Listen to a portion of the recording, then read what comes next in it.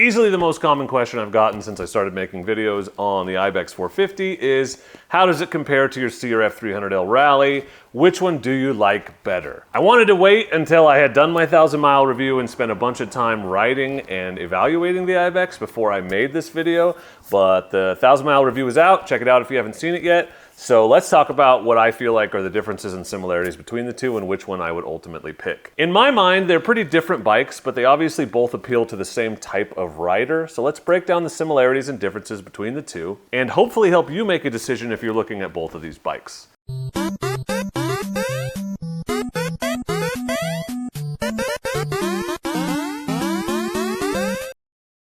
Before we jump in, I just want to say thank you to Flying Eyes for sponsoring this video. So we'll start with specs, so we're on the same page and so that I can kind of use them to illustrate a couple points I want to make. So Ibex 450, MSRP is $6,500. The seat height is 32.3 inches. It weighs 431 pounds, has a fully adjustable suspension, 7.8 inches of suspension travel, 44 horsepower, 8.7 inches of ground clearance. It has ABS and traction control and a 6-speed transmission, and it's made in China. The CRF300L Rally is $6,500 MSRP. That's the new. The 2025 has gone up a little, so they're the same.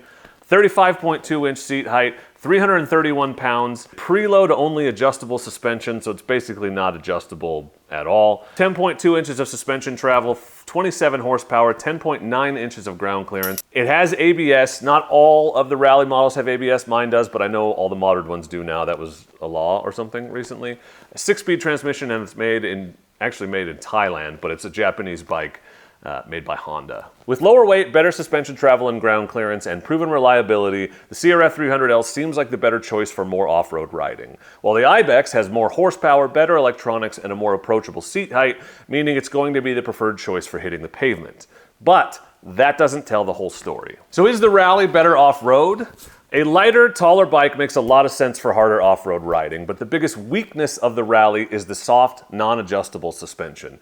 Supposedly, they've improved it a little on the 2025, but the price didn't go up very much, so I can't imagine they've done more than stiffen it a little and reduce bottoming. In fact, that's what I've read in a couple places.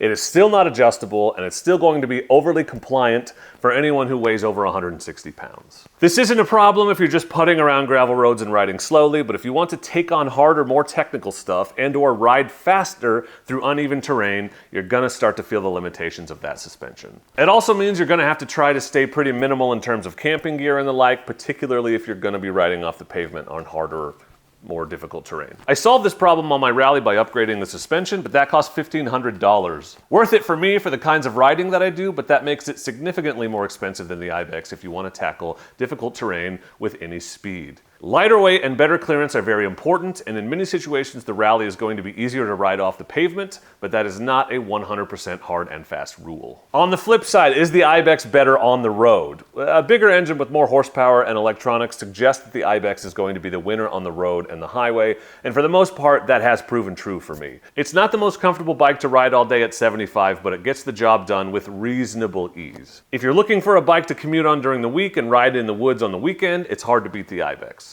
But the Rally is not useless on the highway. It will cruise at 70 and has carried my corpulent posterior up and over the mountains on the highway many times. It's fun on single-lane highways and tolerable on the interstate. The Ibex is better, yes, but don't count the Rally out just because you have some highway riding to do. I want to say thanks to Flying Eyes for sponsoring this video. A lot of modern ADV helmets like the Liat 9.5 that I have or this Climb X1 Alpha come with photochromic visors. That is, visors that change and darken when it's bright out and get clear again when it is darker. And the first thing I do with those helmets is take that visor off and never use it again. But why? Aren't they the best of both worlds? Darkening in the sun and turning clear in the shade?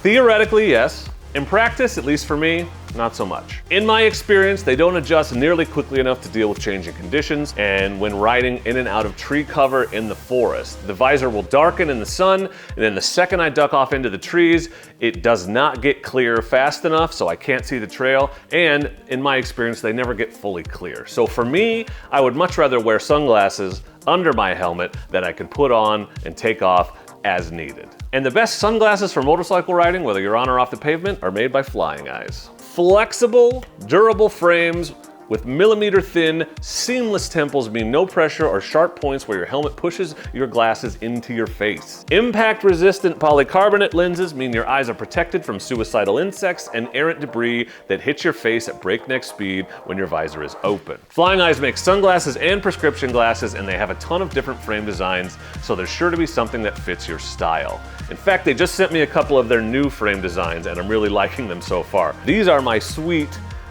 dad vibes sunglasses, which I really like because they wrap so much farther around my face. They really keep the wind out. They keep a lot of the dust out as I'm riding with my visor open at slower speeds. I really like that. Flying Eyes frames are practically indestructible, and they come with a lifetime warranty. Check out flyingeyesoptics.com or just click the link in the description to get a pair for yourself, and make sure you use promo code DORKINTHEROAD to save 10% when you do. What about beginner off-road riders? If you're looking to learn to ride on the dirt and trying to choose between these two bikes, let me make it easy for you. Just get the Rally. There's a lot to like about the Ibex if you're a new rider. Low seat height and better suspension are appealing, but I always recommend starting on a dual sport. You're going to drop your first off-road bike a lot, and that 100-pound difference is a big deal when you pick your bike up over and over and over. Even better is not dropping it at all, which is much easier with a lighter bike. Yes, it's harder to get your feet down on a taller bike, but it's also safer. Getting caught under a 330-pound bike is much better than getting caught underneath a 430-pound bike. Start on the lighter bike and build skills and confidence with loose terrain before moving to a heavier machine. If you have no off-road ambitions beyond simple fire roads, then you can probably learn enough and be reasonably safe on a heavier bike. I will always recommend starting on the lighter bike first, but it is doable if you know your limits and don't push. People get into their heads that just because a smaller ADV bike like the Ibex is lighter, than a GS at least, has a low seat height and isn't super powerful, that means it's a great bike for beginners. That's true on the street, but misleading when you leave the pavement. The Ibex is a great bike to learn street riding. It's not a great bike to learn off-road riding. Yeah, that's all well and good, but not everyone is a beginner, right? What about those of us with a little bit more experience? Beat around the bush enough here. Which do I prefer and which do I recommend? Well, like everything, it's subjective and depends a lot on what you want to do. If you are brand new to off-road riding and want to learn, get the Rally. If you have some dual sport experience and are looking for an ADV bike that's good and won't break the bank, get the Ibex. If you want to go camping and take a lot of stuff, get the Ibex. If you want to go camping and take a minimal amount of stuff, you can go with either. If you want the most off-road capable bike and are okay with putting some money into the suspension, get the Rally. If you need to do multiple hours on the freeway to get to your off-road riding, consider the Ibex. If you want a lighter ADV bike to take on more difficult terrain and you already know how to ride, then the Ibex is a pretty fantastic bike right out of the box. Obviously, there's a lot of overlap here and they do a lot of the same things. At the end of the day, neither does anything that the other can't do. It just depends on what you value most and your unique situation. For me, the lightweight, decent ground clearance, and good suspension of the Ibex make it a bike I'm willing to take a lot of places. I'd rather be on it than my 790 in most off-road situations. The only scenario where I'd rather be on the bigger bike is something like the NorCal BDR, where I had an 11-hour ride to the start and 5 hours to get home, and I knew the off-road riding wasn't crazy difficult. For the Oregon BDR, I'd rather be on the Rally. It's only 5 hours to the start for me and 3 hours home with a lot more technical sandy crap on the actual route. I'd take the Ibex on that trip for sure, but given a choice, I'd rather be on the 300L. Yeah, just answer the question. Which one do you like better? I'm always hedging, right? It's all subjective, and it's true. But if I had to pick, it would be tough. If I hadn't done the suspension on my Rally, I'd probably go Ibex every time. And while the 450 is very confidence-inspiring, and I'd take it on a lot of stuff, at the end of the day, I'm just more comfortable off-road on the lighter bike, and I'm willing to put up with the discomfort on the road in exchange for the confidence I feel tackling unknown terrain on the Rally. I did all the same stuff in Death Valley with both bikes, and they both did great. But if I don't know what's ahead or how hard it is, I'd rather be on a lighter bike every time. I love the Ibex, but at the end of the day, and you guys knew this, I'm a Honda fanboy, and I will always choose reliability when I can. Fortunately, I have both, so I don't have to choose, but obviously not everyone has that luxury, so hopefully this is helpful. So which bike are you choosing? What makes you lean more towards one or the other? Let us know in the comments. Thanks again to Flying Eyes for sponsoring this video, and thanks to all of you for watching. Make sure you check out the rest of the videos in the Ibex 450 playlist, and I have a 300L Rally playlist if you're interested in both bikes. And also, and most importantly, please do not forget to be excellent to each other. Oh, thank you. Excellent!